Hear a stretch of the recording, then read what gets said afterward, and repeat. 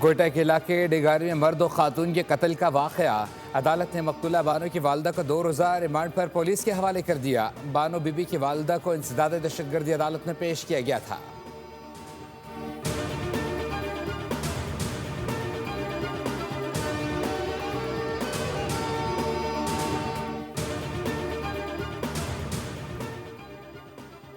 सूबे में किसी ऑपरेशन की इजाज़त नहीं देंगे। अवाम और पुलिस के साथ मिलकर दहशतगर्दी के खिलाफ इकदाम करेंगे। गुजारिश करते हैं हमारे तमाम वाजिबात वापस किए जाएं। ऑल पार्टीज़ कॉन्फ्रेंस के बाद अली अमीन गंडापुर ने मीडिया से गुफ्तगू में कहा कि APC का जिन्होंने बायकॉट किया उनके लिए हमारे दरवाजे खुले हैं। आज की कॉन्फ्रेंस सिर्फ अमन व अमान के हवाले से थी।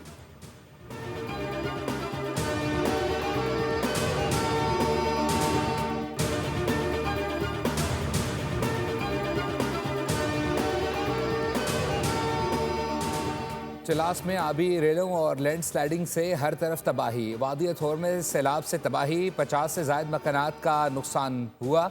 सड़कें बह गईं, पुल टूट गए। शाहराह बाबूसर पर सर्च ऑपरेशन जारी।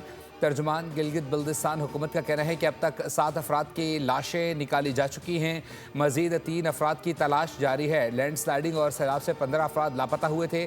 तमाम महकमों को रेस्क्यू के काम में हिस्सा लेने की हिदायत। पत्थरों के बायस रोड बहाली के काम में मुश्किलात का सामना।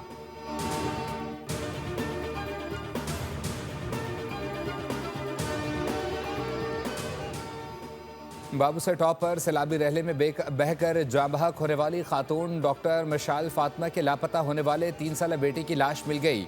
मकामी अफराद ने गुज़श्ता शाम 7 बजे बाबूसर के इलाके डासर में अब्दुल हादी की लाश को नाले में देखा और फौरी मुतल्लिका हुक्काम को इत्तला दी, जिस पर गिलगित बल्दिस्तान स्काउट्स ने मौके पर पहुंचकर लाश को निकाला और चिराज के अस्पताल मुंतकिल किया। बाप ने कमसन बेटे की लाश वसूल की। फहद इस्लाम और डॉक्टर मिशाल फातिमा की मैतें लोधरा रवाना कर दी गईं।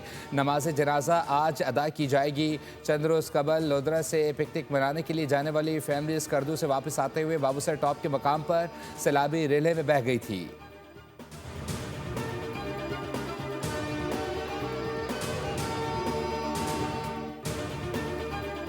वज़ीर-ए-आज़म शहबाज शरीफ से वर्ल्ड बैंक के रीजनल नायब सदर की मुलाकात।